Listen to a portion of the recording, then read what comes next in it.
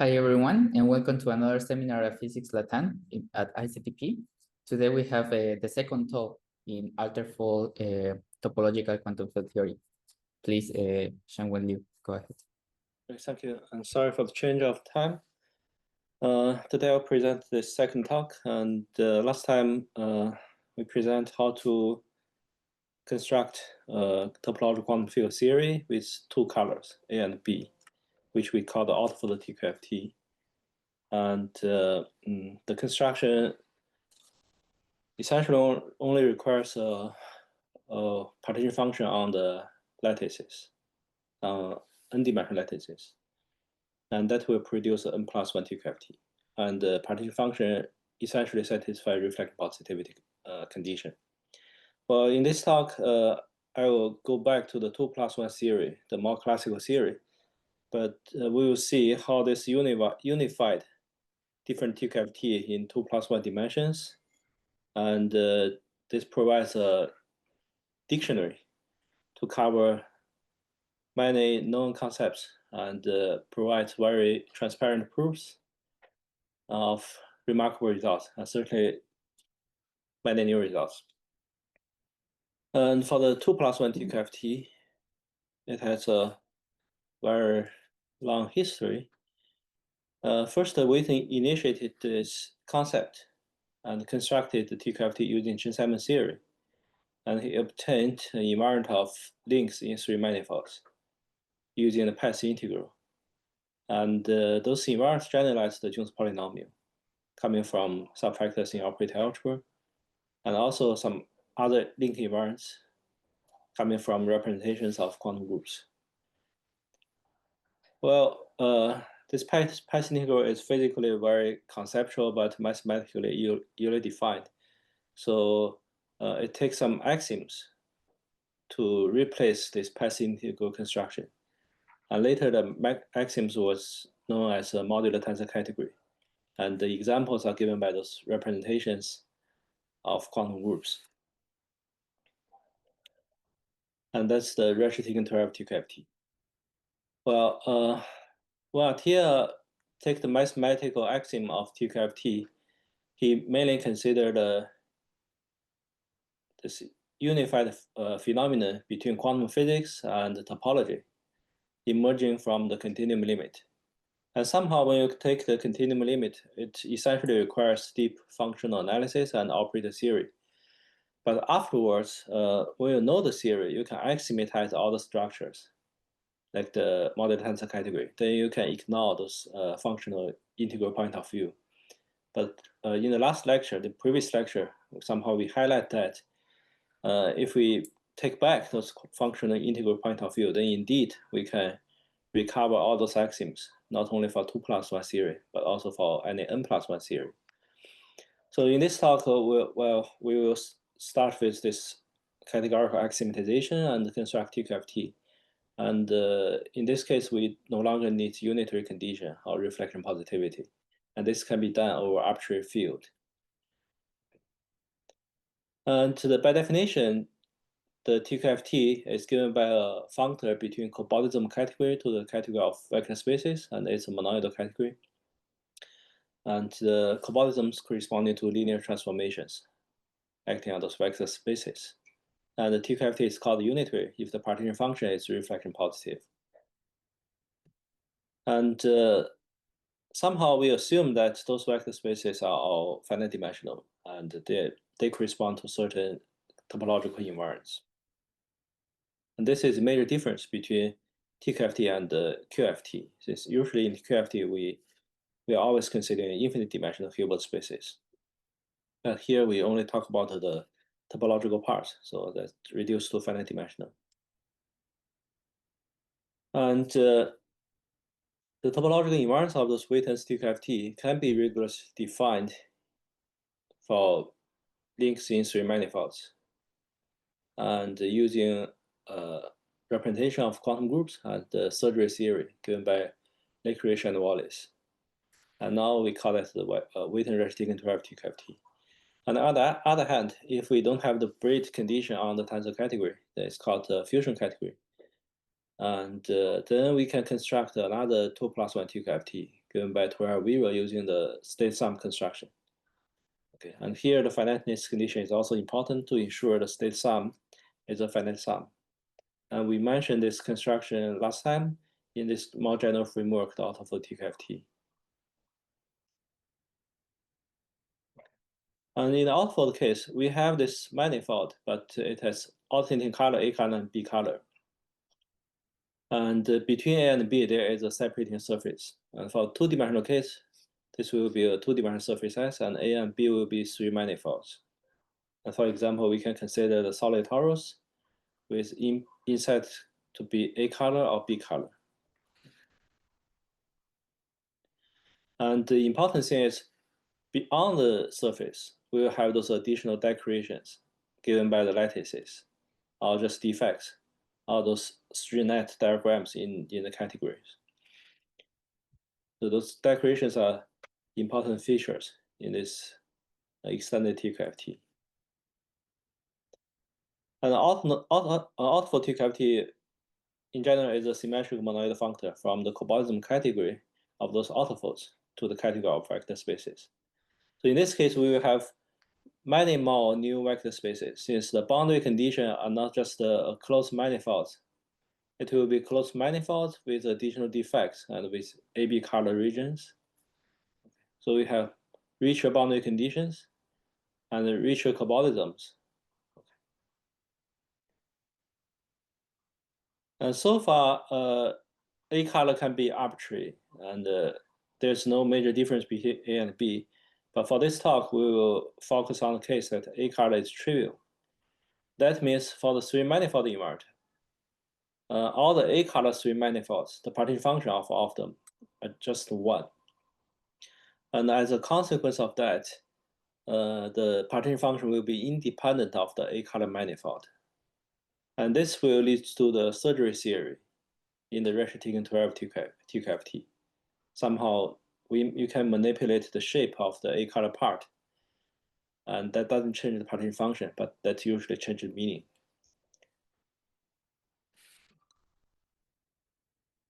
And in particular, if the boundary is just a closed surface with purely B colored, no defects, then it reduces to RTS TQFT. Now, given a spherical fusion category, we can show there is a unique 2+1 Alterfold TQFT, and such that the separating surface, the two-dimensional surface, is decorated by those categorical diagrams in C. And the A color is trivial color. And moreover, the partition function of the 3D disk with boundary sphere will be coincides with just the evaluation map on the sphere of those diagrams in category C. Just as what we discussed last time, given those partition function on the sphere, or the evaluation map on the sphere, we first extend that to the 3 disk, and then extend that to 3 manifolds. Okay. And this extension is unique. And then we can write down explicitly of the moves we mentioned last time. So last time we have 4 moves. Essentially, it removes the neighborhood of 0 simplex, 1 simplex, 2 simplex, and 3 simplex.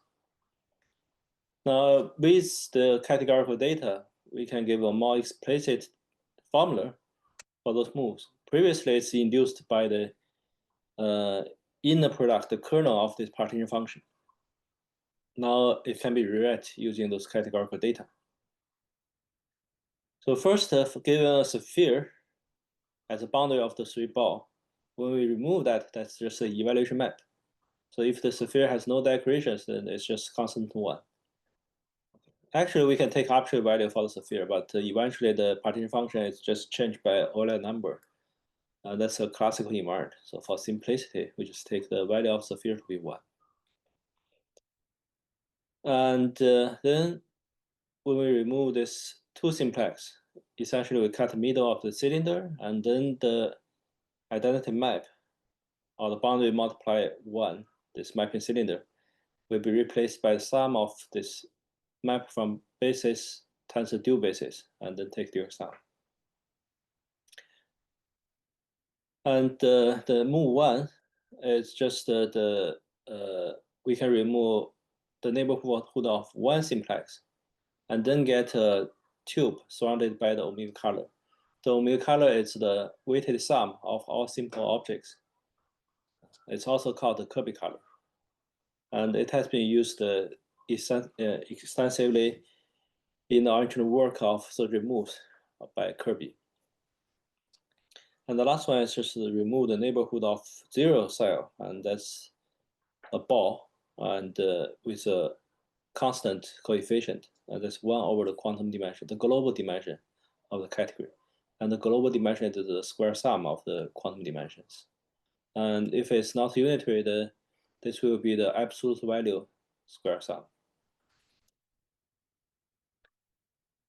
So using those moves, then we can compute all the partition functions for the 3 manifolds with AB color and with decorations on those separating surfaces. Another way to think about this is just ignoring the A color part. If we focus on B color part, then that means we will have a 3 manifolds with boundary surface. That's our separating surface in the previous setting. Now this boundary surface, we call that the space boundary. And in the original TQFT, the boundary, for the cobordism, the boundary we call that the time boundary. So for time boundary, we can have compositions. And for space boundary, we have those additional decorations. And those actually have small explicit meanings. Just time boundary is really the direction of time evolution in this functional integral approach when we use reflex positivity. And the space boundary is really just the boundary of the space. And in particularly in quantum computing, we can consider the interior part as a chip, real chip, physical chip. And the boundary will be just the boundary of the chip.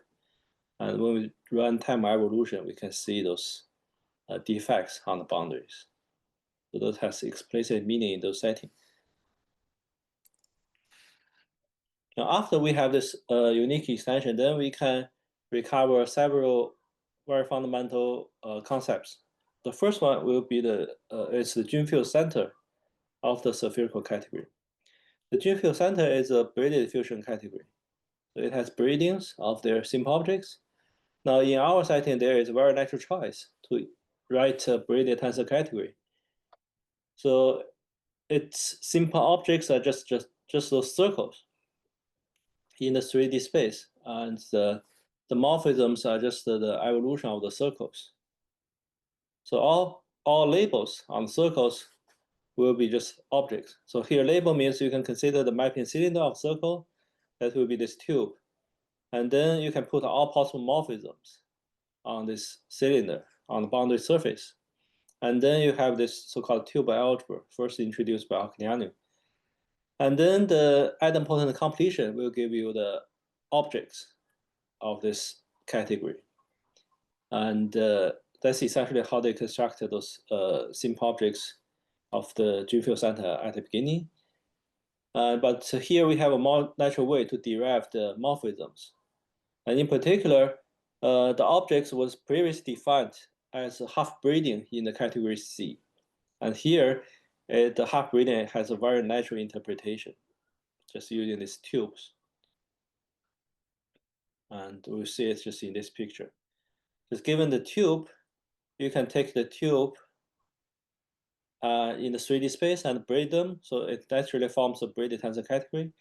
And you can take the tube acting on the 2D plane. And then half braiding means on the plane, the morphisms on the plane can move freely under this tunnel or under this handle. So that's a half braiding condition. Okay, essentially it's a 3D action on the 2D boundary. Okay, and then in the tunnel, you have everything moving freely, and that's the half braiding condition.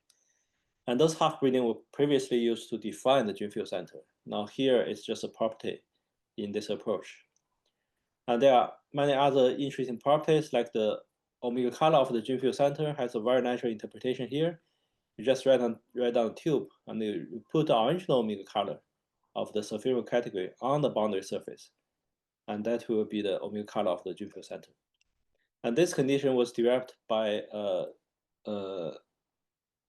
12 in his book, and in our case, actually there it's a bit non-trivial to derive this condition, and in our approach, it's quite straightforward. So this bigger TQFT have some more efficient computational tools to derive those fundamental properties. And also for the isometrics of the gene field center, that's defined by the half link or the 90-degree rotation in the mapping class group, and it's easy to read both information in this approach as well. And another concept is called Frobenius indicator, an important concept in the to calculate representations, like real and pseudo real corresponding to Frobenius indicator to be 1 or -1 for self-dual representation. And this also has a very nice topological interpretation in our approach, even for the generalized Frobenius indicator. So somehow just the previous concepts, those concepts are captured by some algebraic notions in the tensor category or modular tensor category. And here we write down the explicit topological meaning. And actually, people do understand those in the physics literature using topological interpretation. But somehow, not all of them can be written down explicitly in a topological way. And because the TQFT, like 12-0 TQFT or Rashid 12 TQFT, captures some of the information. And one needs a translation between the two, non-trivial translation. And here we have a more unified framework, so we can put everything all together without translation, because they're just in the same framework. And the partition function, as we mentioned, is irrelevant to the A color part. That means we can just change the A color part. Now we can use this idea to implement the surgery theory. Just say if we have a knot, and take its neighborhood as a tube, and on the boundary it's colored by this omega color, and the inside is A color. And since it's irrelevant to the A color part, then this one can be replaced by just a trivial torus. Just we can glue it not on the boundary of this knot, neighborhood of knot, but glue it on the boundary of a trivial solid torus. And then we can apply the previous move and remove this torus. And this is exactly the surgery move. And then for the computation on one side, we can compute the corresponding 3 manifold under the surgery move. On the other hand, we can just compute this knot labeled by the omega color directly, and they are the same in our approach. And this is exactly the key point of Rashid 12 TQFT. Just the partition function of the 3 manifolds is the same as the evaluation of the partition function of the knots or links in the gene field center or in the modular tensor category. So here we can capture this directly. And also, as we mentioned last time, this theory automatically captures the 12-0 TQFT, since all the moves gives the state sum computation of the 12-0 invariant. So we can really embed both the 12-0 TQFT of the spherical fusion category and the Rashid 12 TQFT of the gene field center in this Alterfold TQFT. And somehow the 12-0 TQFT corresponds to the we call it the A color theory.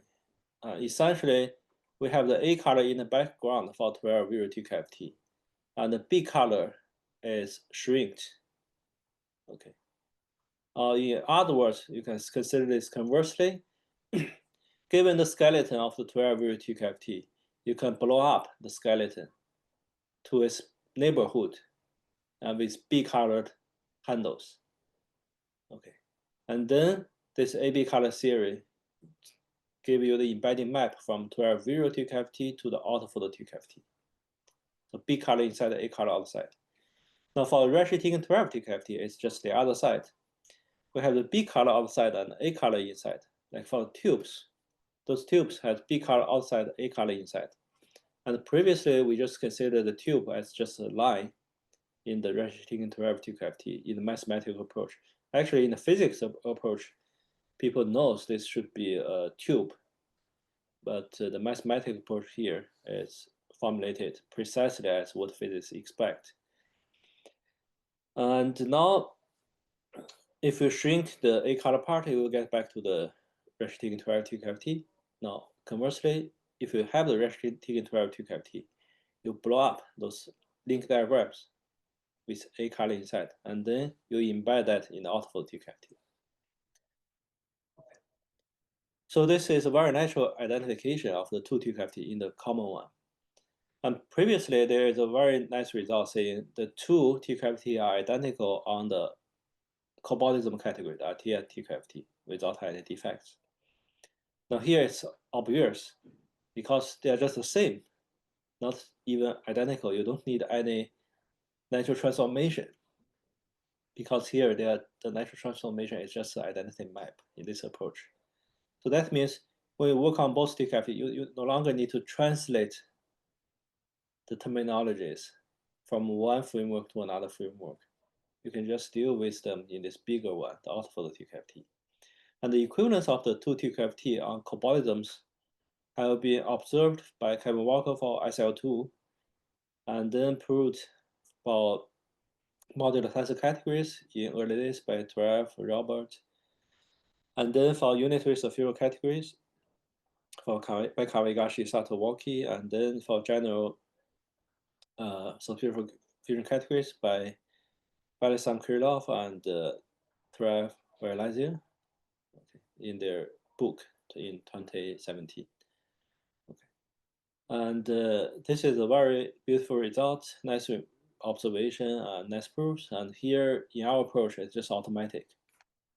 Somehow, once you know the concepts in the right way, then it's a one-line proof just through this embedding map. And then, for example, like if C is a modular tensor category, then its gene field center is known to be isomorphic to C tensor C op. And in this approach, again, it becomes transparent because the center of C is given by those tube categories and with decoration on the boundary surface. And if C is braided, then we can simply write down all possible morphisms with a omega color in the middle and with object xi and xj inside and outside the color, separated by the braidings. And then we can write down this tensor functor, just split the tubes into two tubes. One just we have those vertical decoration outside the omega color, the red color, and one is just inside. And if you read both, one is just C and the other is C op. It's just isomorphism map. So this gives a very natural interpretation how this gene field center of C is isomorphic to C tensor C op, when C is a modular fusion category. Okay. So we in this bigger framework, we are able to write down some natural generalizations of various concepts in this unified way, like for the Frobenius indicator.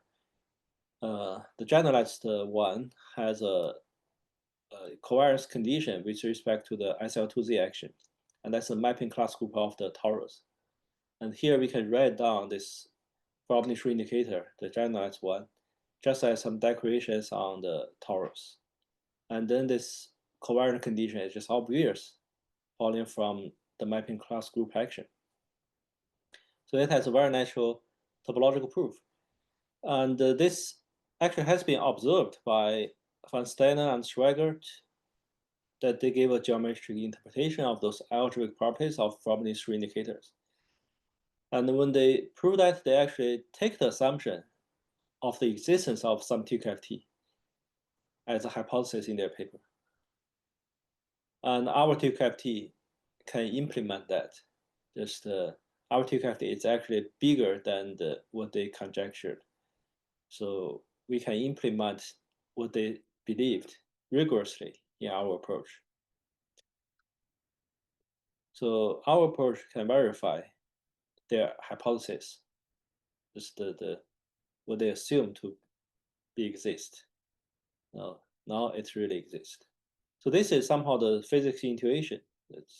You can see the natural behavior of such TQFT, just like what Wheaton observed at the beginning. But for the mathematical formulation, we need to take some reasonable construction of that, like the restricted TQFT. Now we can just capture more physical thoughts in the TQFT framework. And this is actually why we can do many interesting stuff on topological orders, because there they consider some various other like concepts related to lattice models and TQFT.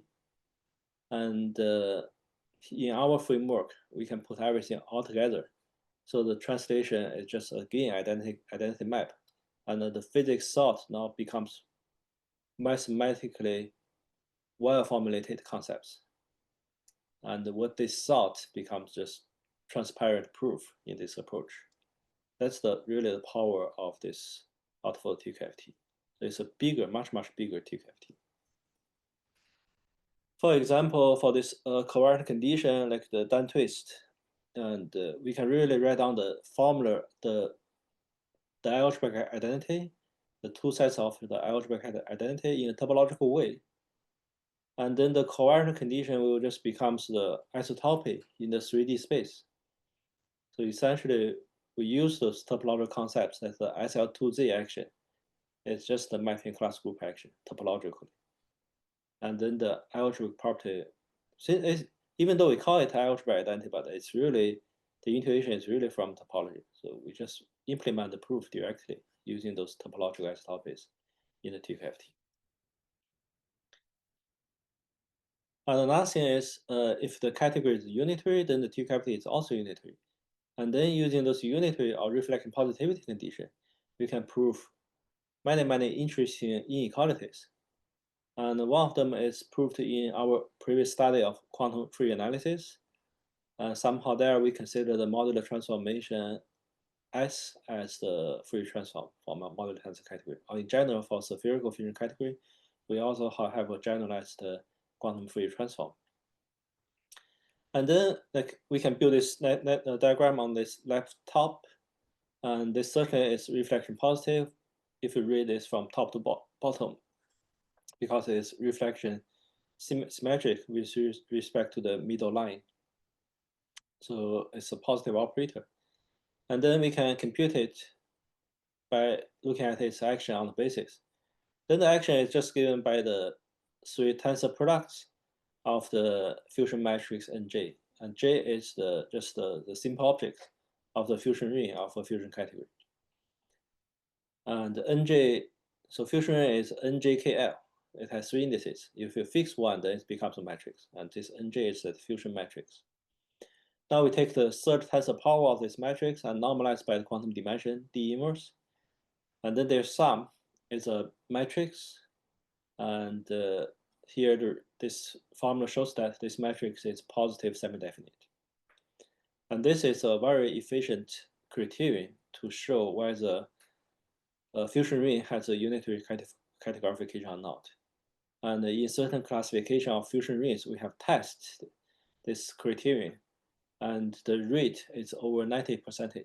Somehow, just over 90% of fusion rings are eliminated from unitary categorification, just in this way. And in particular, there are some fusion rings that's hard to be eliminated using all previous methods. And one has global dimension 210, so we call that F210. And it just passed all known criteria at the time. And if that has a unitary categorification, it will be a very important example that's integral but not weakly group theoretical. Somehow that's conjecture to be not exist. And but since it passed all the criteria, so we have tried very hard to construct that. But for many years, we are not successful. Until we found this criterion, we realized, oh, this criterion eliminated that example. So we no longer need to solve this very complicated Pantagruel equations, but just checking again one line formula. It's a very explicit matrix. You just check whether it's positive semi-definite or not. And actually, it's very easy to compute its eigenvalue. And it has negative eigenvalues, so it's not the case. So this is a very efficient criterion, and it's very easy to check. And another interesting phenomenon is if you want to show a matrix, a square matrix is positive semi-definite, then it's necessary and sufficient to show all its sub-square matrix is positive semi-definite. So actually, for that example, we can just pick up a very special sub-matrix and to eliminate that, just an 8x8 matrix. Somehow the tensor product of certain two-vector matrix. That's already enough.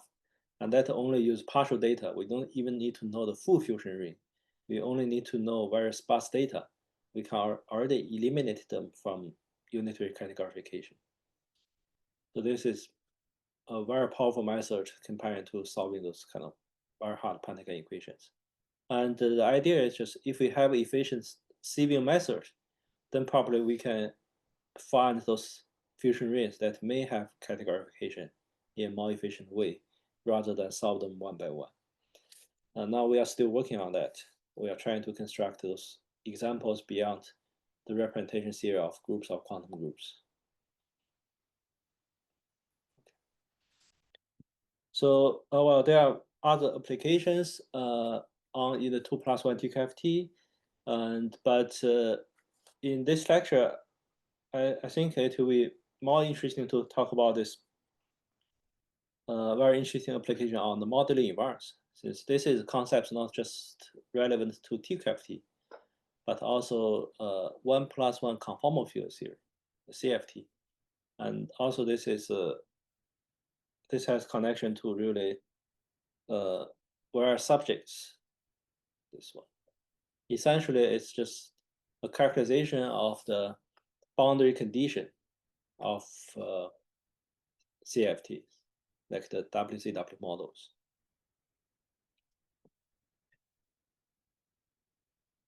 This theory has a lot of relevance to the 1+1 CFT, and on the category level, it's more relevant to the modular tensor categories and its module categories. And the story go back to 1987.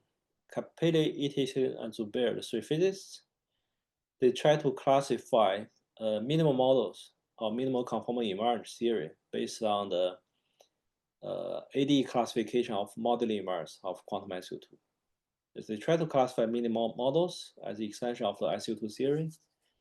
And then they realize if you have extension, then the partition function of on the boundary will give you an expansion in terms of the characters. Okay. The characters are labeled by the irreducible representations of quantum SU2 or just simple objects in the corresponding modular tensor category. If you just take the original theory, then the coefficient ZIJK will be just the identity matrix, okay, delta JK. Okay. Now, if you take a different boundary condition, then the coefficient will be changed.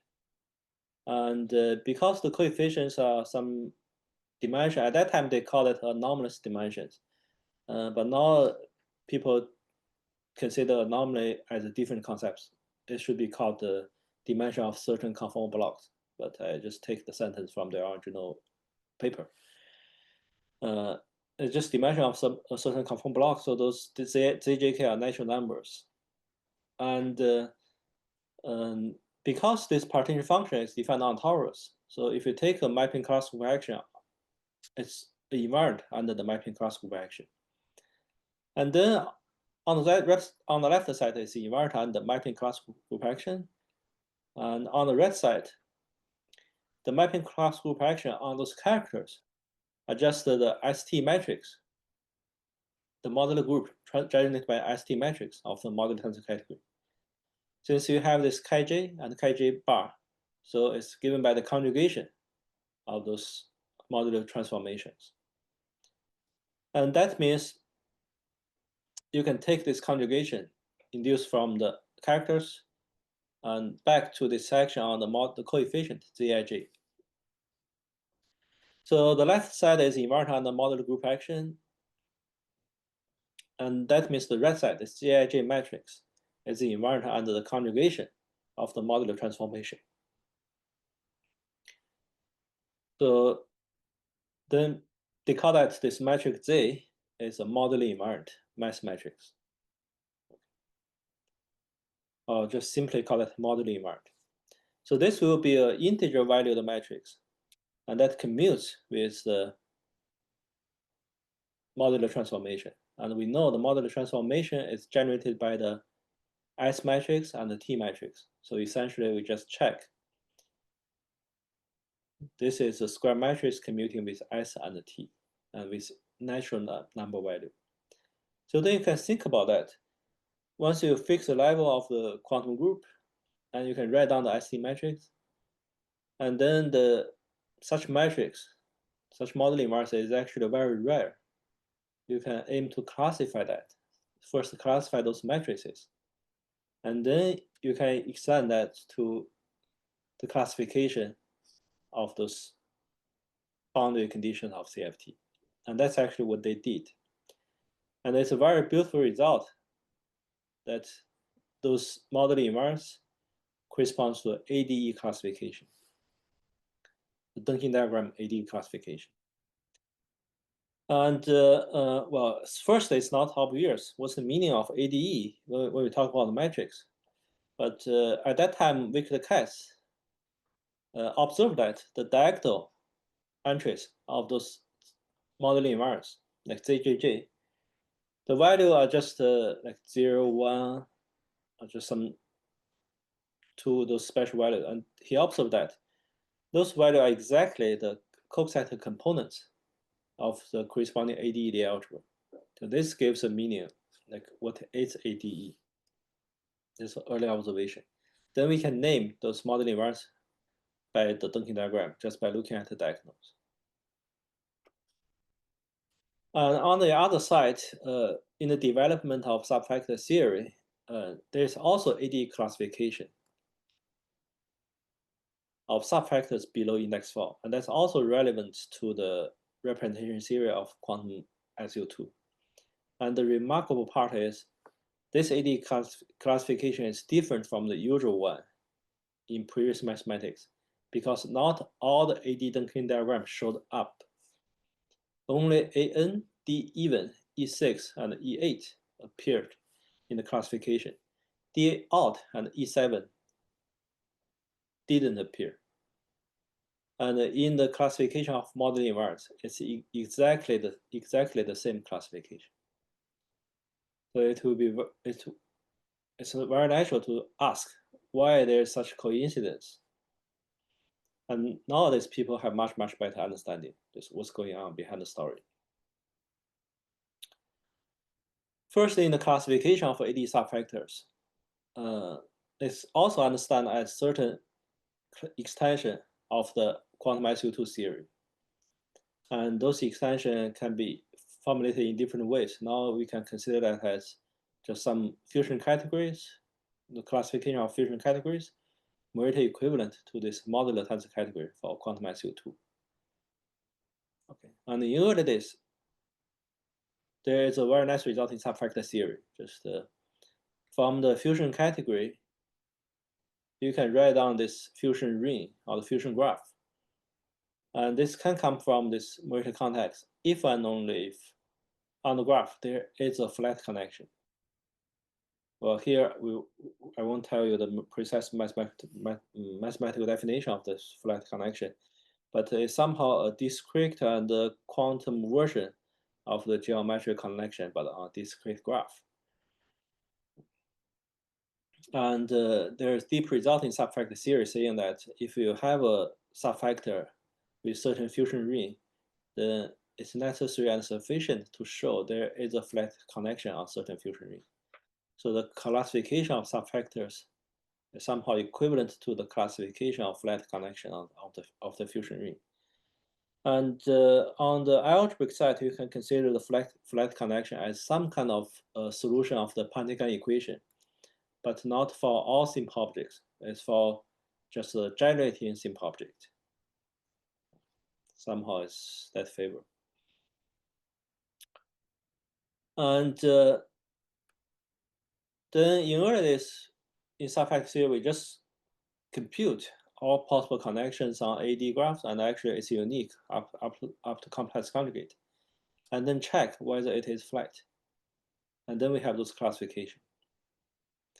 But actually checking those flatness is equivalent to solving very complicated equations. So somehow at that point, we don't really solve those equations. We just solve the connection using some other methods in a much simpler way and then check those equations. That's how we construct those examples.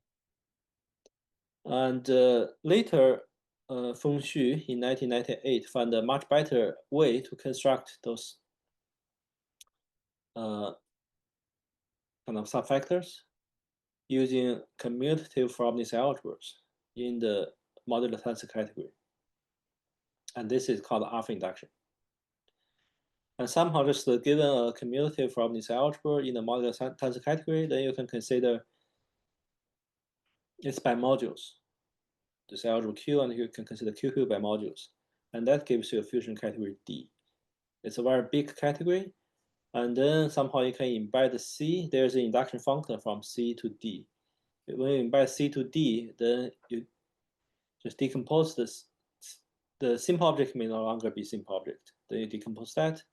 And then the corresponding category is the induced category. And in that way, you can get those extensions. Since then you will get a fusion category in the modular context D, and that's bigger than C, somehow an extension of C. And this Frobenius algebra, when Feng Xu construct that, it naturally comes from conformal embeddings. And this is really back to this idea in Capelli and Zubair when they consider those boundary conditions. So just in the CFT framework, once you have these boundary conditions, then the local extension of the conformal embedding give you a subfactor, and that produce this commutative Frobenius algebra. And commutativity condition comes from the locality of the field theory. And then from that, you can naturally construct those AD subfactors. So that's one direction.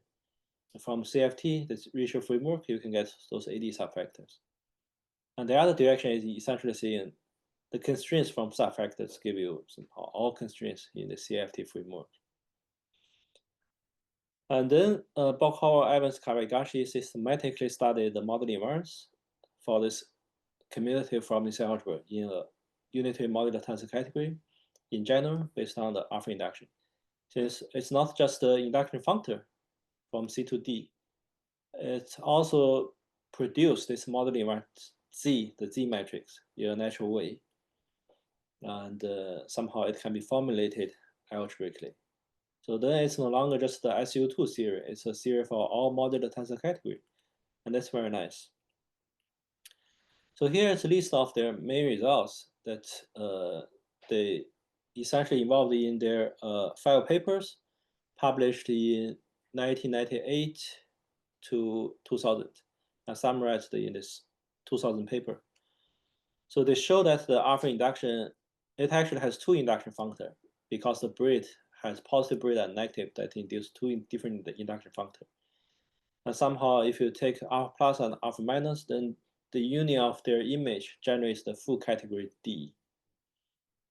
And the Z matrix defined in this algebraic way is again invariant under the modular transformations. So it's modeling invariance. And this is a non-trivial properties in this algebraic approach. And they also characterize the metric units of the dual fusion algebra. Somehow that can be used to compute the fusion rule of this bigger category D. And the Gerson-Dick ring of this D is commutative if and only if this Z matrix has only entry 0 or 1. And this is indeed the case for most small examples, like for the AD classification. So for those AD classification, once you have the modeling invariance, which is somehow easy to compute, and then you can produce all those simple objects. Well, in the AD case, it's also easy to compute, but in general case, like for not SU2, for general SUN theory, this will be much more challenging. And they can also compute a number of simple objects and using the modeling invariance. And this is also very nice. That means once you construct certain simple objects, you don't know whether you exist at all, but this gives you a bound. This actually gives you the precise number, so you can quickly estimate that. And then the diagonal matrix, ZJJ, and as mentioned, it's first observed by Victor Cat. This is a coset number of certain Lie algebra. Okay, now here, this dimension from the modular tensor category approach, this can be captured by the certain home space in this modular tensor, or actually the action of the modular tensor category on this module category. Just the home space of certain morphism space corresponding to the conformal blocks. This gives a very explicit interpretation of this JJJ. And this is actually a module category interpretation. To see its connection with the original AD Dunking diagram and the Lie theory, then there's another very nice correspondence between the theory of module categories and the theory of derived category. And that's established in, I think, 1908 by Jie Xiao using the derived category and by Okniani using those module category stuff.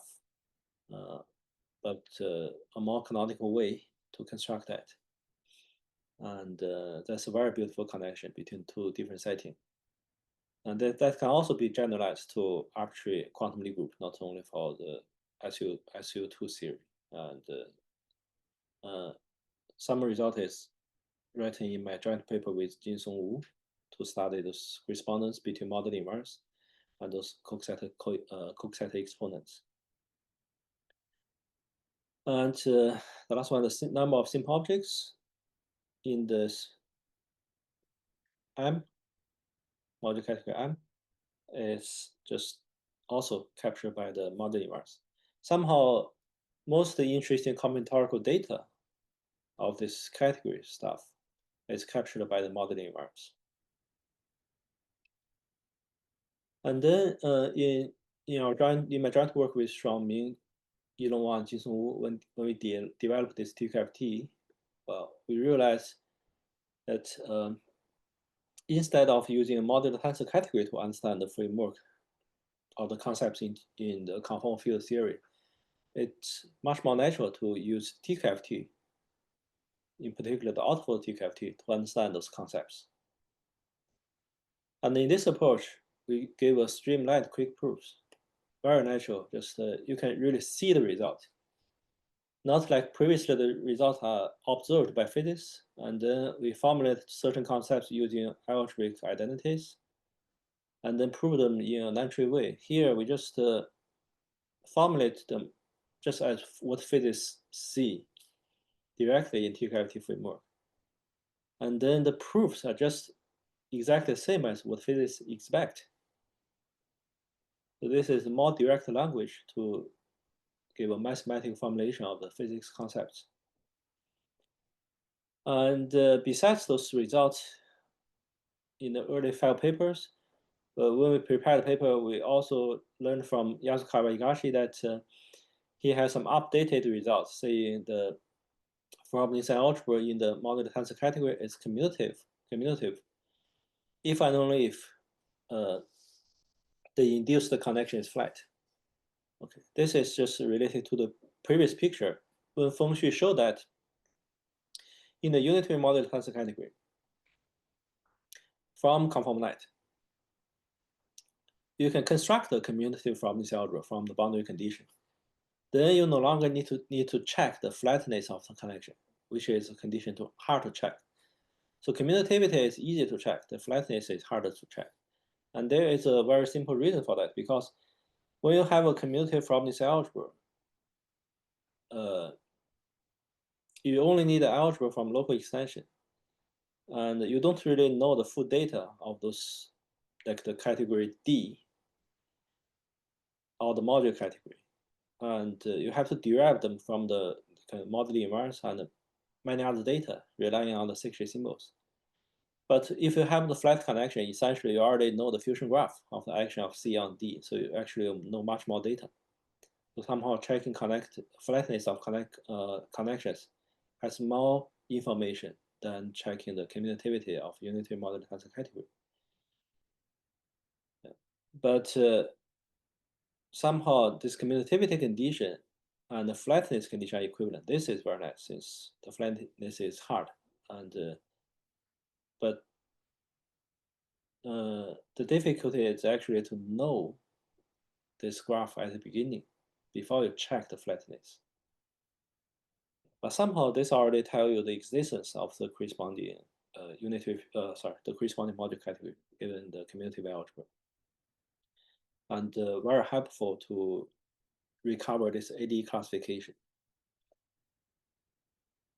And our results for somehow in the TQFT framework can generalize all those previous results of BEK without assuming unitary condition. And generalization for some of the results are straightforward, but some of them are not easy, not transparent, since in the original unitary condition, we can use some inequalities, essentially based on the unitary condition. And for the algebraic approach, we have to modify that. And additionally, later we'll see in the TQFT framework, the alpha induction only used one set boundary. Just it's a quantum field theory acting on one set boundary condition. And actually, we can take two-sided boundary condition. Then we will have a double alpha induction that captures small data. And from this approach, we can establish a lot of interesting identities for the modeling environments.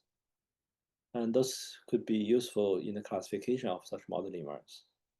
And those unifies several very useful identities as special cases.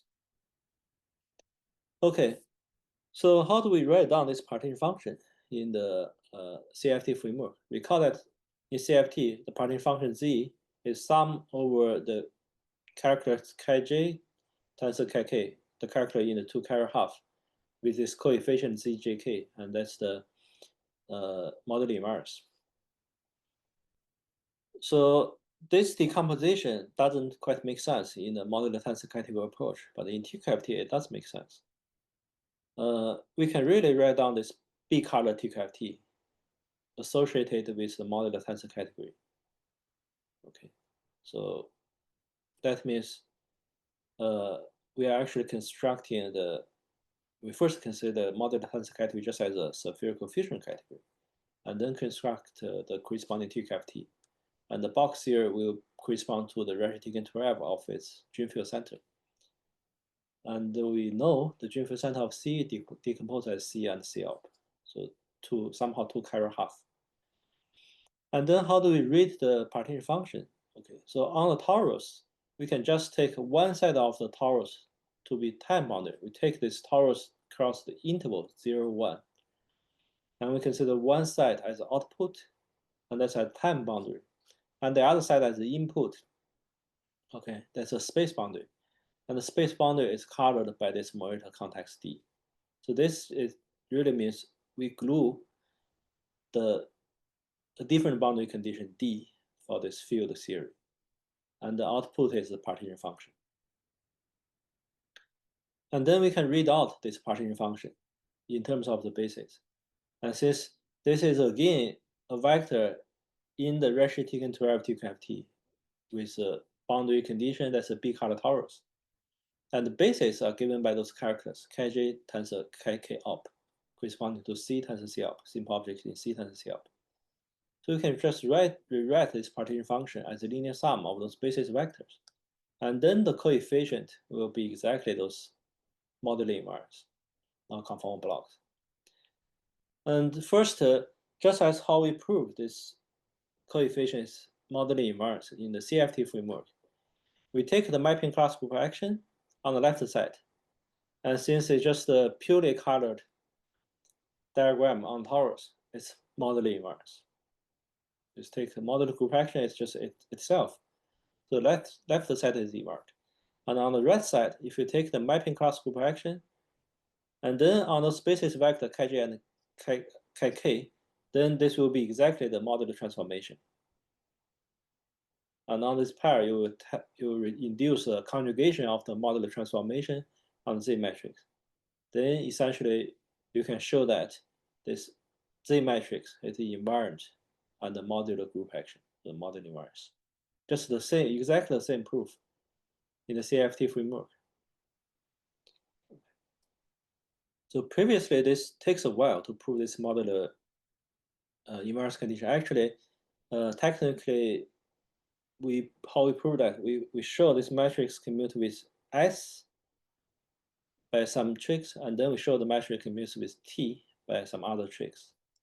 Okay, not this global actions.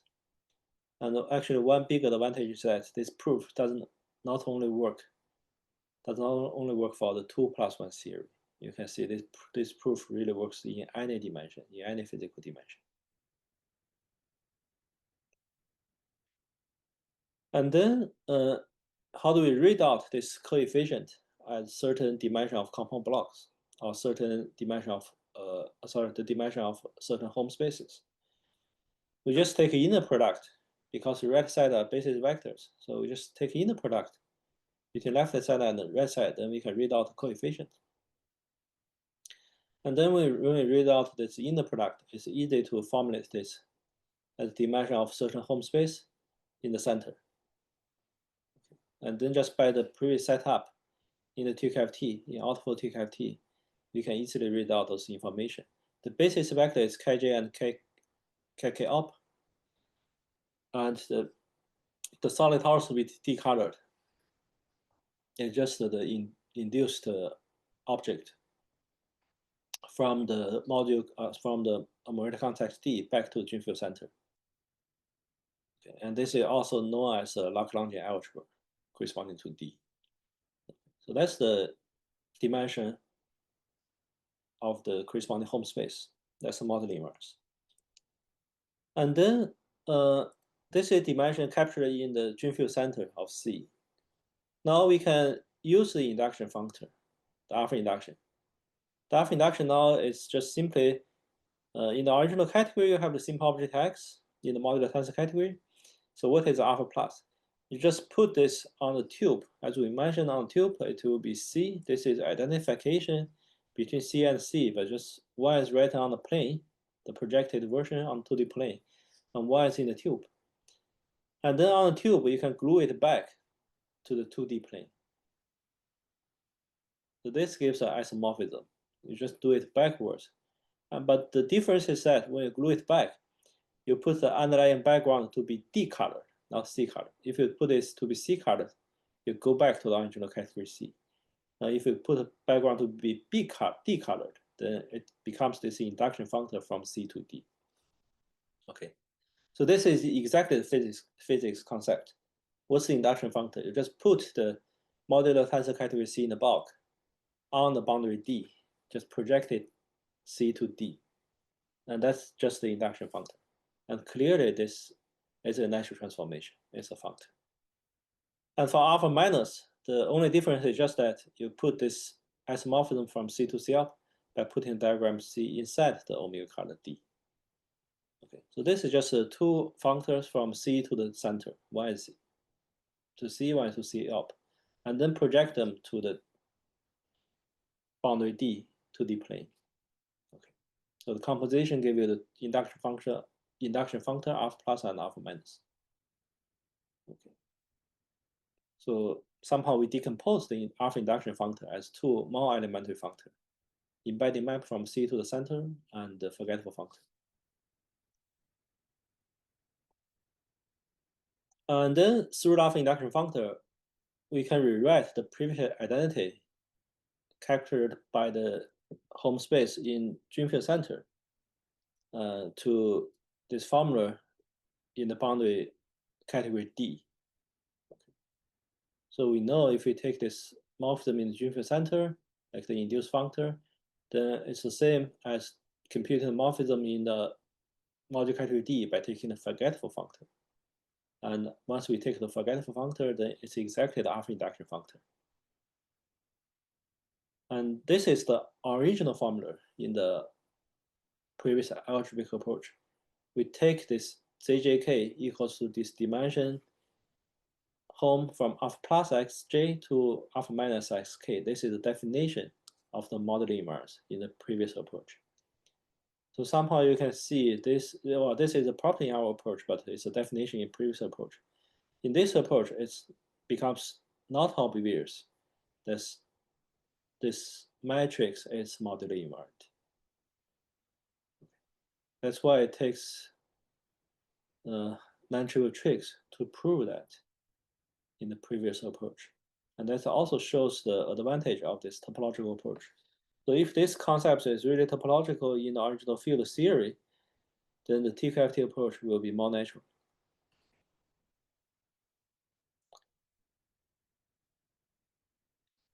And then from this action, we observe that this modeling environment is essentially given by the value of this certain half link.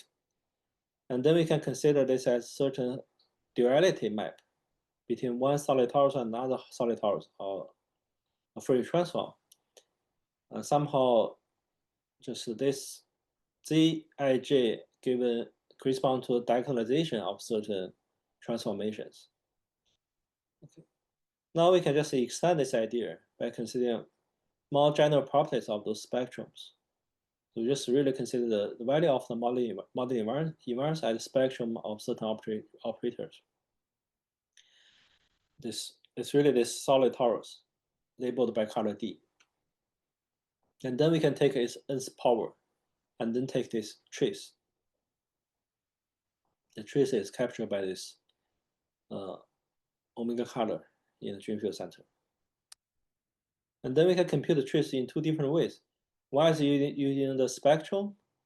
So that's computed by the modeling inverse, or the entries of modeling inverse to certain power. And the other side, it corresponding to the dimension of certain conform blocks or home space in the modular tensor category. Okay, so on the right side, this will be a natural number. And on the left side, the modeling inverse are natural numbers. But those global dimensions and the quantum dimensions are not natural numbers. So this gives a non-trivial identity, somehow number theoretical properties of the modeling inverse of those quantum dimensions. And those properties are also very helpful to classify modeling inverse. In particular, when you consider a scalar theory, you can derive various highly non-trivial results about modeling inverse. And we can take this kind of spectral theory in several different ways and derive a bunch of identities. The left side is spectrum given by those modeling inverse corresponding to different operators, like solid torus with different kinds of colors. And the right side is given by dimension of certain home space in the center. We can derive a bunch of interesting identities like this. And in particular, we can derive some new results. Like previously, we know the number of simple objects in the DD bimodules are given by the trace of Z dagger or the modeling inverse. Now here we can also produce that the number of irreducible DE bimodules for two different Morita contexts. Then it's just the inner product between the corresponding modeling inverse ZD and ZE. A very nice result to capitalize DE bimodules. So this will be very useful to study the fully extended TQFT of this modular tensor category. And certainly it's not restricted to SU2 theory. It works for any modular tensor category.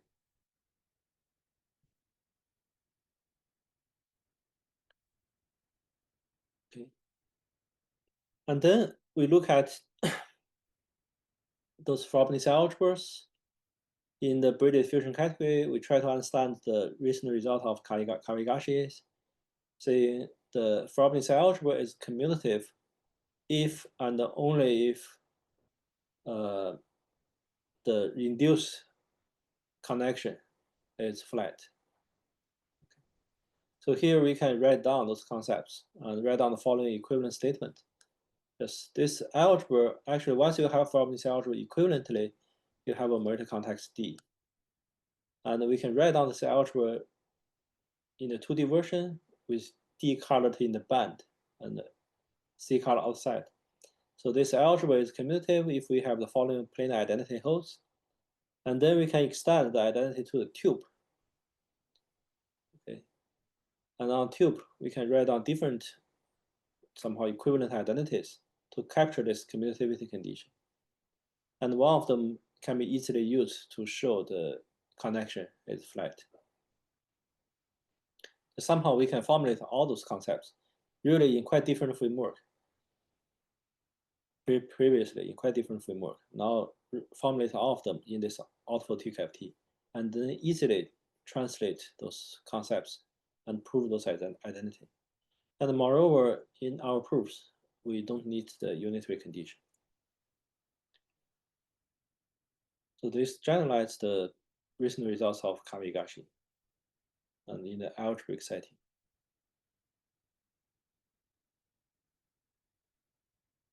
So this Alterfold TQFT provides a very natural and unified framework to study those concepts related to modular fusion categories and its related contexts, including gene field center, the food center, like Lagrangian algebra, Frobenius algebra, alpha induction, and those concepts of flat connections that well studied in subfactor theories, and those modern inverse concepts in conformal field theory, and the two remarkable TQFT, the Rushdie 12 TQFT and the 12-0 TQFT. And actually, the modern inverse is just one cornerstone in 1+1 TQFT. There are many other concepts developed in CFT. There are many other interesting results developed in the CFT theory, like the Alterfold theory. And it will be very interesting to understand the other relevant results in this framework, like from CFT to TQFT. Still, there are some open questions there. And another thing is this, like the weight group and some other higher dimensional concepts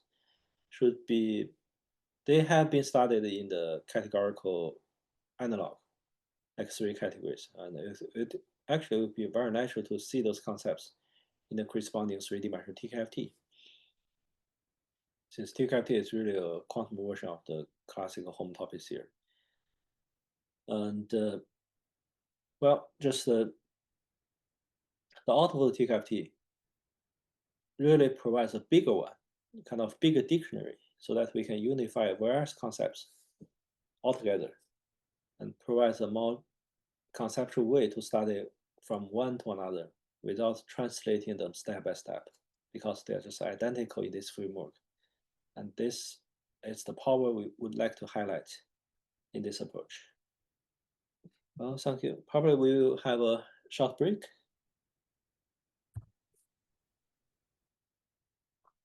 Okay. Now we will talk a little bit about the higher dimensional case, like the 3+1 and also n+1 case, just to see how this theory will produce interesting examples, highly natural interesting examples in higher dimension. Actually, the idea is similar to the lower dimensional case, and essentially, we just need to construct a reasonable partition function on a lattice model with reflection positivity. And somehow just to get the TQFT, we only need the partition function on the lattice model, and that has reflection positivity for the unitary theory. And to construct such a partition function, one thing is using the Hamiltonian and the ground state of Hamiltonian. There's a big advantage of this approach, because proving reflection positivity of Hamiltonian is much simpler. And if we take neighborhood interaction, it's almost always the case.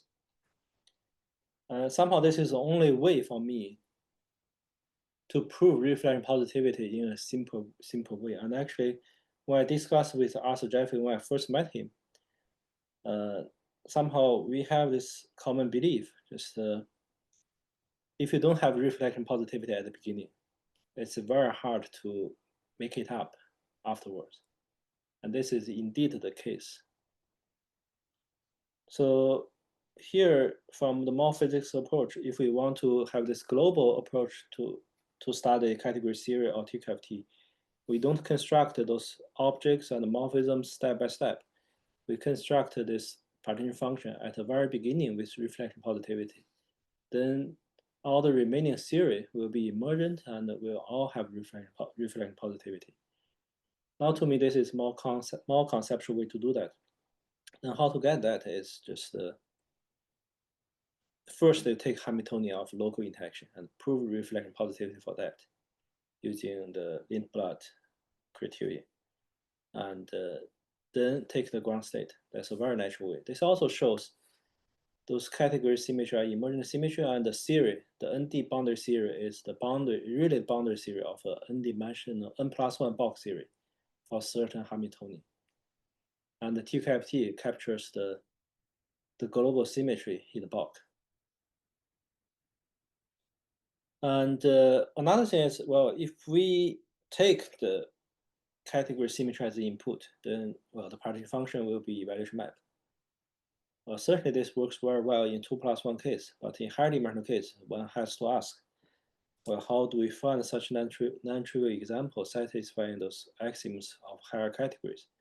In particular, for unitary n category, it's not yet clear how to formulate that, how to even define that in a simpler way.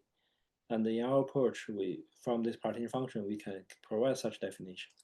But just in general, if you want to define it using like object and morphisms, it's highly non-trivial, even just to formulate the definition, rather than just, it's just even harder to construct examples beyond beyond group theory. Well, here we just show how simple it is to construct such a partition function. Like for the 2D Ising model, we only need one data. Just on the sphere, 2D sphere, we have some closed strings, and each string has a value square root of 2. And then just from that partition function, you can produce the Ising category and TQFT. And for the 3+1 case, it's similar. We can take the 3 sphere and take closed surfaces. And then we define the value of the surfaces. Like for the sphere, we can define the value to be square root of 2. But for the torus or higher general surface, we have to modify the scalar by certain order, by this 2 to certain multiple of the Euler number. So somehow this is the new data, but make it more interesting. And if we take this partition function, then we can show, it's not hard actually to show this is reflection positive. And isotopy invert is obvious because the Euler number is isotopy invert. And the finiteness is a bit tricky. Just we can show the one morphism. Well, there's only one zero morphism and 3 one morphisms, and that corresponding to an Ising type object with similar fusion rules. But for 2 morphism, it's more subtle. But somehow, just from this very, very simple data, we can eventually produce a 3+1 TQFT, unitary TQFT. What's the meaning of zero morphism? Is just background D3, this background color. And what's one morphism? One morphism will be given by those 2D, the Poincare duality, the 2D faces of our 2D defects. And then we can compose them in the normal direction. And we can have 2 parallel faces and compose them. And somehow we want to compose those fusion. And the multiplication of this algebra is in the 2D direction, the D2 direction. You can multiply a disk with another disk. And it doesn't matter in which way you compose them, since the boundary has no defects. So this forms a commutative algebra. And then you can decompose them, like for this 2 faces, 2 planes, you can decompose them as 2 minimal idempotents. And one, we use this terminal in the middle. Okay, and then you can check this is a minimal idempotent under this 2D multiplication, and its orthogonal complement is another idempotent. And this terminal essentially means you have this map. Each single plane is generating one morphism that's tau, and this is tau tensor tau mapping to the trivial. So you see inside the terminal, in the middle of terminal, it's empty diagram that corresponds to the trivial one morphism. So this is a morphism from tau tensor tau to trivial. And the orthogonal complement give you another one morphism. Let's call it G. And then you can check G tau will be just tau for 3 plane, and G square is identity. It's trivial. So this is the eigentype of fusion ring. And this is actually a very subtle point. Here we only take the surfaces if we don't allow the surface to intersect each other. Then actually we can produce infinitely many inequivalent one morphisms. So without the intersection, without intersecting surfaces, this will produce a category that has infinitely many one morphisms. So it doesn't have finiteness condition. But if we allow the surface to intersect, then we have more morphisms, then the simple objects collapse to finitely many. And that's actually, that's a very subtle point. And then from that, we can produce two morphisms. Then for those one morphism, since it may have no plane, one plane or two planes, so we just mark the one simplex with no boundary points, one boundary point, and two boundary points. And then we write down all possible defects inside that part.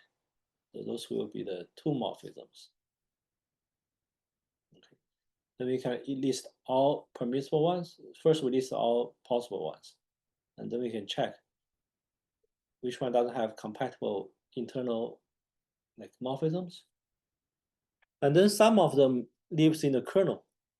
Namely, once you have such diagram, then the partition function is always 0. And that means actually the series is non-semi-simple in general. Just like UQSL2 at root of unity. It's non-semi-simple. This is similar, because in general it's non-semi-simple. But then we can take caution by the kernel and to derive the semi-simplification.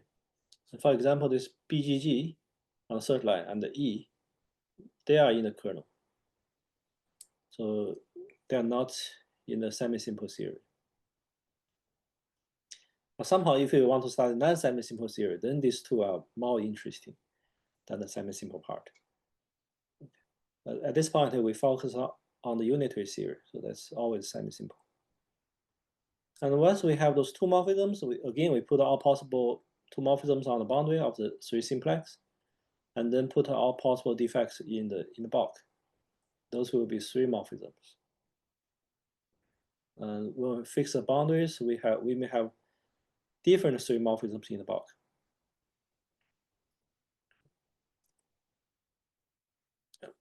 Those are the corresponding diagrams in the bulk for 3 morphisms. Okay, more. Okay, and then we can compute their it's called 20G symbols. You can see that's a generalization of the 6G symbol, 1-dimensional higher generalization.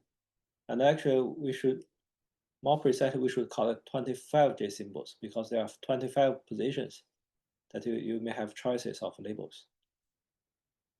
And for those 20J symbols, they correspond to scalars or Boltzmann weight of the field theory or of the lattice. And then you can compute the partition function using the state sum of such 20J symbols. So that gives the invariant of 4 manifolds. And just like in the Rashid-Tinker 12 theory, you not only have invariants of 4 manifolds, you can also have those defects, like the links in the 3 manifolds. And the links in the Alterfold TQFT is brought up to the tubes. So links is kind of 1-dimensional defects, but tubes are 2-dimensional defects. And actually in the Rashid-Tinker 12 framework, you need frame links. And once you blow up that to the tube automatically captures the frame. So here is a similar story. You have 4 manifolds and you can have 3 manifold defects. So if you want to consider invariance of 2 knots, or frame 2 knots in 4 manifolds, you can blow up that to 3-dimensional defect in 4 manifolds. So those are invariant. And since here everything is built on the triangulation, so the manifold should be piecewise linear manifold, and that corresponds to the smooth structure of those four manifolds. And here we have the complete list of 20G symbols. I think this is the first example with such complete list of 20G symbols, so that every four manifolds with defects can have a numerical invariant, and it's computable. So it will be very interesting to see whether we can detect something. And in particular, in the false sphere, even in the standard, we don't know whether there's exotic false sphere. That's the four-dimensional Poincare conjecture. This invariant will not detect false sphere directly. But if you look at the two knots inside false sphere, there may be exotic two knots. And it's possible that this invariant already can detect those exotic two knots. That's already a major open question in lower dimensional topology. And maybe those exotic two knots can be further applied to detect the exotic false sphere.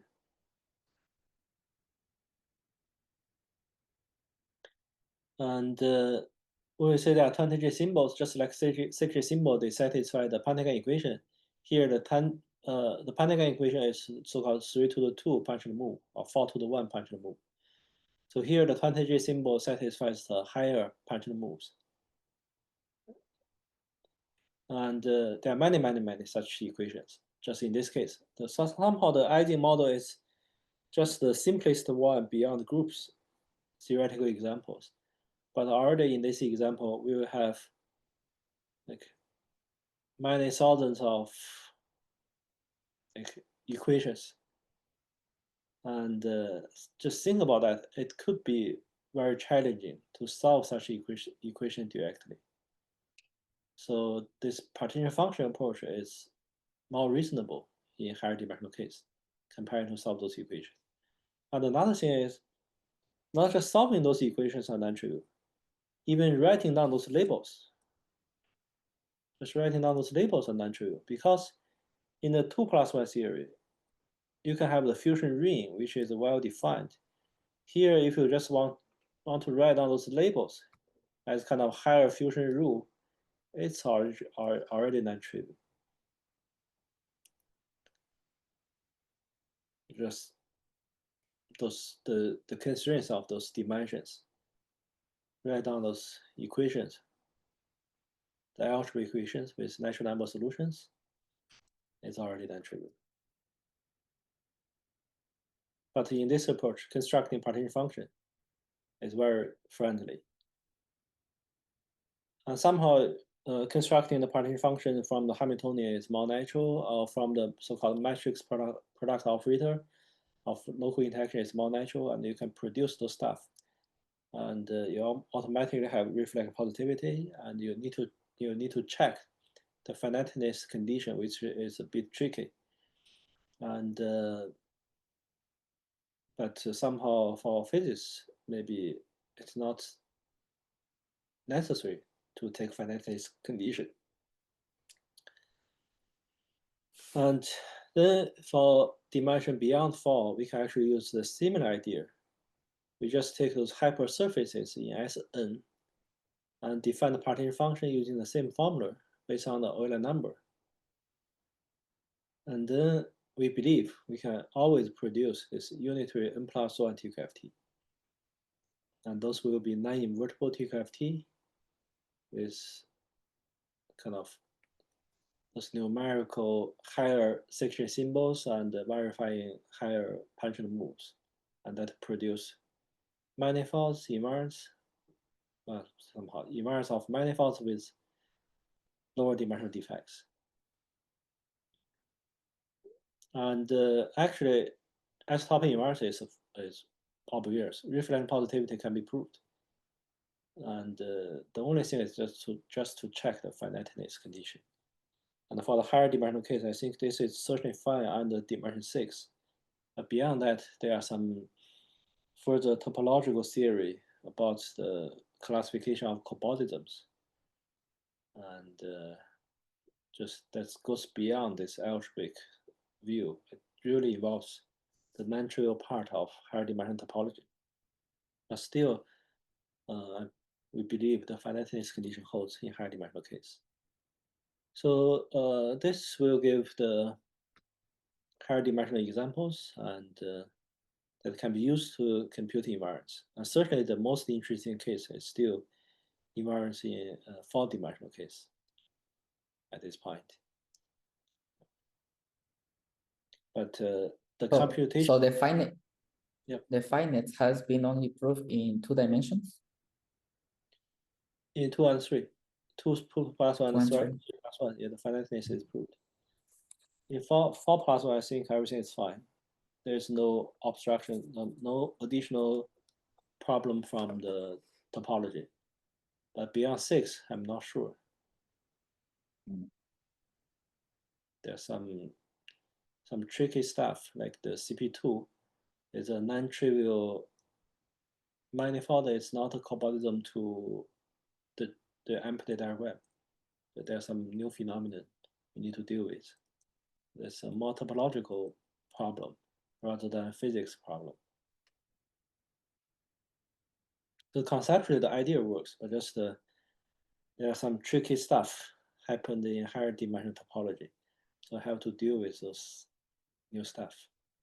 But if you just pay attention to concrete models, some concrete manifold, probably you just don't get in touch with those more exotic stuff. Everything works fine. Like when we study topological orders, we put a very regular square lattice on very regular solid torus, then you don't see those phenomena. Okay, this is about the TQFT stuff. And so any question at this point?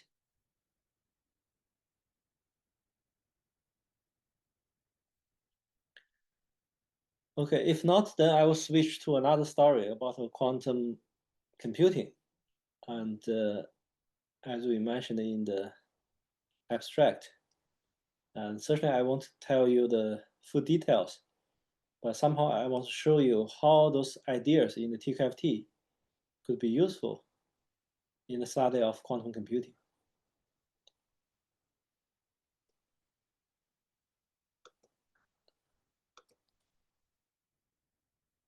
Okay, so we switch to the other slides. And previously we used a QM language, some kind of 2+1 TQFT, a 3-dimensional picture language, to study quantum information. It's joint work with Arthur almost 10 years ago. And then we realized the computational rules there, or the mathematic formulas there are not complete. Somehow we only use handle bodies in the 3D space rather than 3 manifolds. But from the view of TQFT, we should be able to deal with all 3 manifolds. So we want to extend that. That's actually one major motivation to study this Alterfold TQFT. So we just extend that QM language designed for quantum computing to more general 3 manifolds. And then we realized this works for arbitrary spherical fusion technique. And now let's go back to this quantum information stuff. This is a 2+1 theory, and essentially we only use the Ising model, the Ising TQFT, but in a more delicate way. Because we use much more information comparing to the usual TQFT. And this is some background about quantum computing, just why people are interested in quantum computing. There are many reasons, but the most important one is that currently the classical computer is reaching the limit of Moore's law. That's blocked by the microscope effect of quantum physics. So if we really want to speed up the computation efficiency or computational power, then somehow we have to look at quantum physics near this.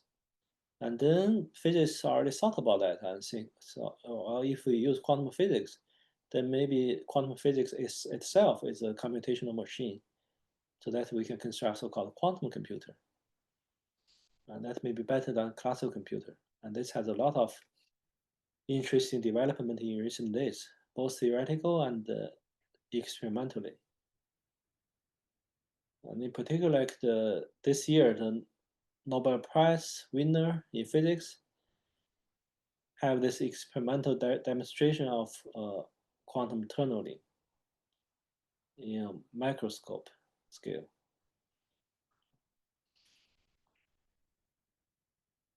And the basic concepts in quantum physics is just we have state, we have the Hamiltonian, and the time evolution is given by this e to the ith, the unitary acting on the state. And the states are just given by the vectors. And for computer science, then we prefer a state with two bases, two-dimensional bases, and 0 and 1. And then the evolution will be unitaries. And 0 usually means the ground state, and 1 means the first excitation. And then for single qubit, we just take this vector state in this two-dimensional Hilbert space, and we can take all possible linear combination based on the superposition of such wave functions. And then the unitary gates can be implemented by certain physical operation. Now, all the single qubit gate, or SU2, can be implemented with pretty high accuracy. For 2 qubit gates, so first at the state, you can have the entanglement. So you can really have this tensor product and the superposition, and somehow you can implement all possible vectors in the 4-dimensional Hilbert spaces. And then the gate will be those unitaries. For 2 qubit gates, there are some beautiful physics implementation, experimental implementation of the C0 gate or control Z gate. And then together with the 1 qubit gate, that generates all 2 qubit gates. And those are some special gate sites. One is called Clifford, and the other is called match gate. And Clifford, let me see, let's skip this. Clifford is defined as follows. So first of all, n qubit gates. We can take the Pauli matrix on every single qubit and their tensor product, and they form the so-called Pauli group. And the stabilizer group of the Pauli group is called the Clifford group. And they have the following generators. For single qubit gates, we can take Pauli XYZ and Hartmann gate and S gate. S gate is this diagonal gate, the square root of Pauli Z. And with one more, two qubit gate like C0. And those gates are very useful to design so-called stabilizer codes. But as a quantum circuit for quantum computing, those gates are not enough because their composition can be, or somehow the group of those, the Clifford group is isomorphic to symplectic group over the field F2. And actually it's just acting on those Pauli words. You consider the Pauli words as the basis. And you can take a symplectic in a product, and then that induce the unitary action to this symplectic group action. And then the computational power goes from the exponential one to the polynomial. So this doesn't give you speed up compared to classical computer. So somehow that means entanglement is not enough to produce quantum advantage. So people study those not just for quantum gates, also for tensor networks. Like you can have 2 input and 1 output, like the sum tensor. And in total, those give you the set of so-called Clifford tensor. And people already know that if you just have Clifford tensor network, then the value can be computed in polynomial time. On the other side, there's another gate sites called match gates. It has continuous parameters like single qubit phase transformations with the real parameter alpha, and the 2 qubit transformation with the phase theta.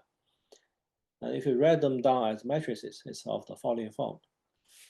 Those matrices has been widely used in the study of Ising model, and it's proved by Valiant in 2002 that the composition of such match gates can also be simulated classically.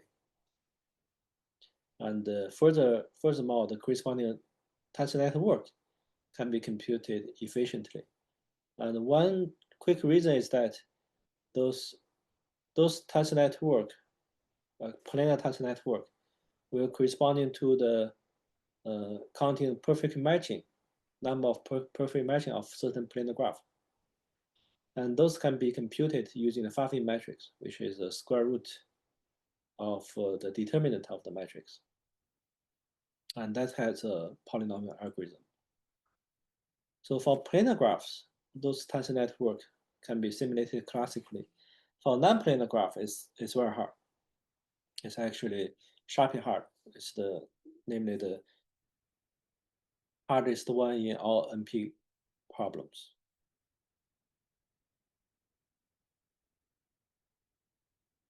So that gave us some interesting insights that the Clifford gates and the match gates can be simulated classically in two different frameworks. But if we put them together, they actually generate all unitary gates. So this is a universal gate set. And actually, for all those useful quantum circuits, you can easily translate them as a composition of Clifford gates and match gates with a polynomial overhead. So certainly, we cannot expect those hybrid circuits can be classically simulated in polynomial time. But what we want to know is how far we can simulate those hybrid Clifford match gates.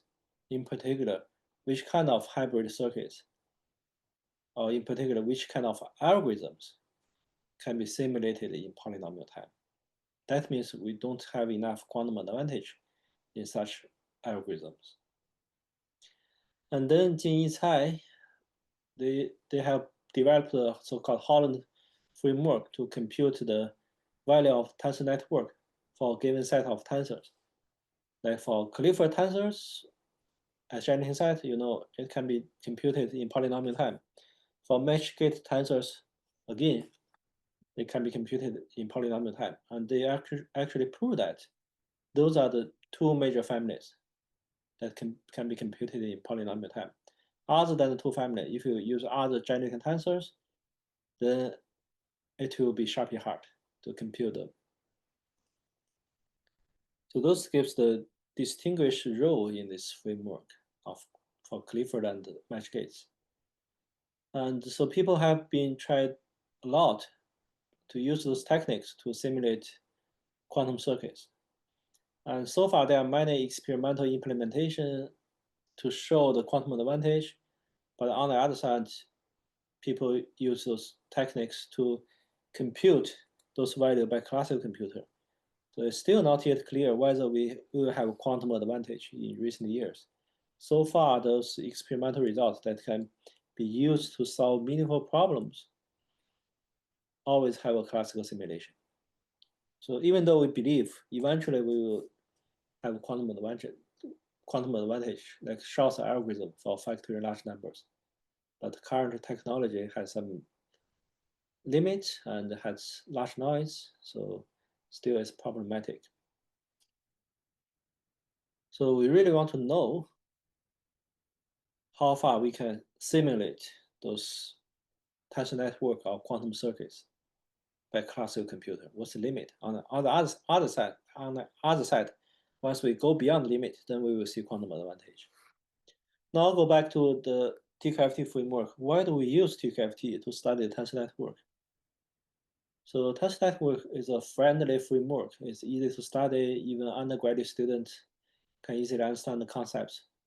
TQFT is slightly more complicated than that. Why do we pay such a cost? We should get some benefit from that. And one quick answer is the following. How do we translate the tensor network to something in the TQFT, or cobalism to the TQFT? So we just blow up this tensor network to its neighborhood in the 3D space. And then the input point, or the boundary point, will become the boundary disk. And this is exactly the framework in the Alterfold TQFT.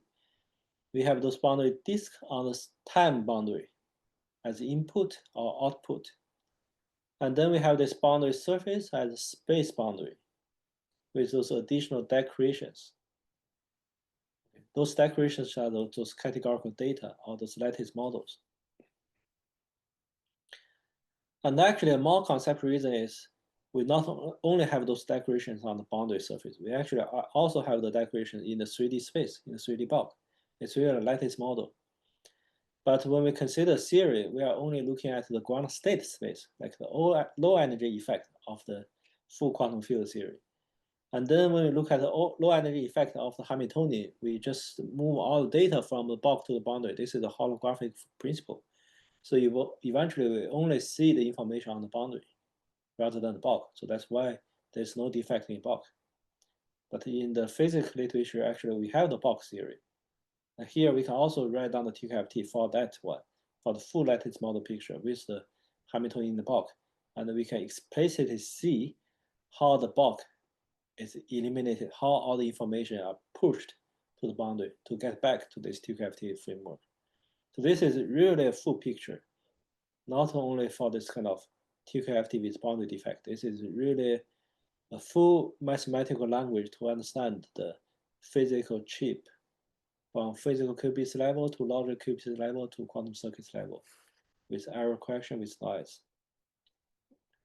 So that's the power of this QAnon language extended to 2+1 TQFT, Alterfold TQFT. Now, for simplicity, if we just take a vector, intention network is a one valence vertex, and in our case, it's just a 3 manifold with one boundary disk. And the transformation has one input and one output. It's just a line with a label. And here we have this cobordism with defects on the boundary. So one important thing is that the abstract label in intention network is just a label. It's a black box. Now here in our approach, it becomes a white box. It becomes more explicit information given by those defect lines and with additional computational tools of defect lines. So that's a major difference. For tensors, we have to remember those rules by some algebraic identity. And here we really have more fundamental computational rules for those defect lines. And then we can compose them like linear transformation acting on vectors. One side is just a vector linear transformation on vector space. The other side is those cobordisms acting on those manifolds. This is exactly the main concepts of TQFT. We established this functor.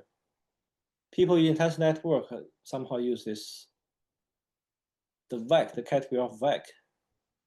And here we are using the cobordisms.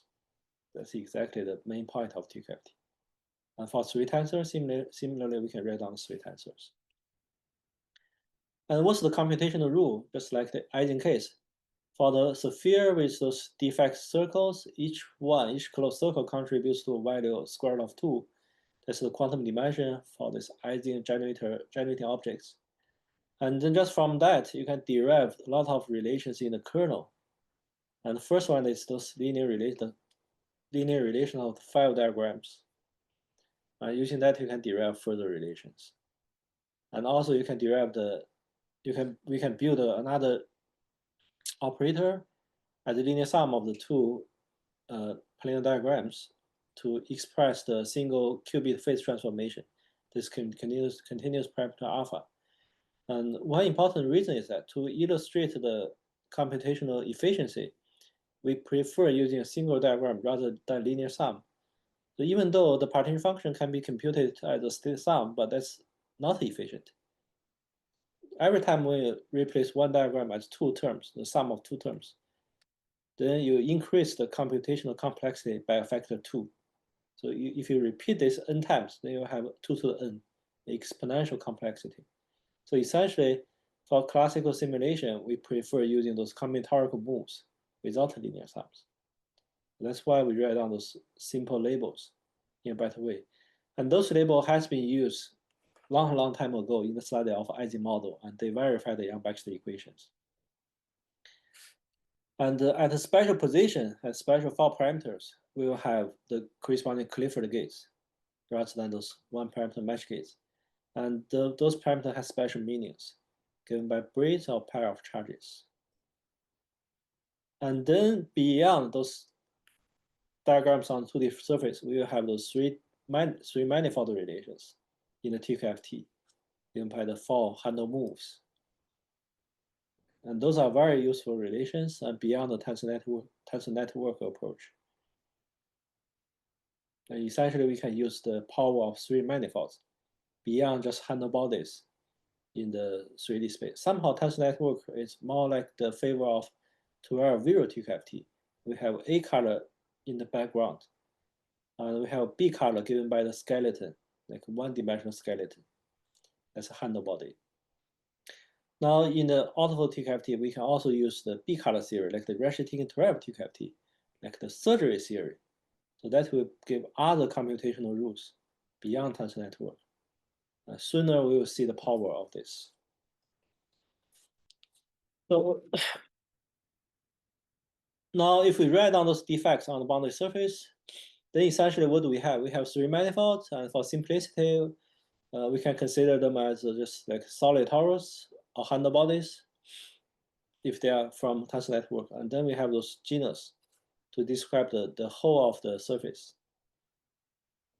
And then on the surface, we have those defects given by the crossings, and at some position they are Clifford at 4 special angles. So they're given by pair of charge or braids. And somehow the braids really behaves like braids in the 3D space. They can move in the 3D space like how knots moves. And the charge can move freely up to a phase. And the parameter verify the YMSC equations. So then we can show if we take all the three features, then we can represent all the generating sites like Clifford match gates and hybrid quantum circuits. And if we only use the first 2 features, then we have everything about Clifford. If we only use the second 2, then we have everything about match gates. And there's a long-standing question how to unify the algorithm. Now we can at least unify the presentation of Clifford and the match gates. Like here, if something is a match gate, then we can write down all those diagrams, and we can prove for any match gate tensor network, it can be expressed as a 3 manifold without hole. And that's just the 3 disk. It's a 3 disk with those crossing defects on the boundary. And then YMSC evaluation can be polynomial because for the boundary surface, the sphere, we just have those crossings, and then we can use the YMSC equations to reduce them to scalar, just using the random max move 1 to 3. Like how do we eliminate knots to a scalar? So that gives a polynomial algorithm without using the Pfaffin. Okay, the skin theoretical approach. On the other side, for Clifford, we will represent everything without those parameterized crossing. They're just braids, the points. Okay, and then we can use surgery moves to eliminate those lines. We can use the 3D surgery move, like in the Rashid-Taken 12 theory. Just like those kind of handle slides, we can use those moves. And then that means as computational complexity, to reduce Clifford to scalar, we are using the 3D surgery moves. To reduce match gates, we are using the Young-Baxter relations or random mass moves on the 2D boundary. So these two are parallel. We can do them together at the same time. No confliction between them. This is quite different from the previous tensor network approach. Here we not only mix them, but we can also take the advantage of both at the same time. Then what is hard to compute by classical computer? Only when we mix them in this way, like the hole is surrounded by this crossing. Now we call that magic hole. So only when we have this feature, it's hard to compute classically. We will say this is really the major quantum advantage. This actually captures a lot of interesting concepts in quantum physics. Now we call it topological spin. And using that, we can evaluate the value of tensor network using the partition function in the TQFT. And this is our main idea in this approach. We don't compute the tensor network by manipulating the tensors. Instead, we compute its value by the partition function in the TQFT. And then we can use the 3-dimensional computational rules.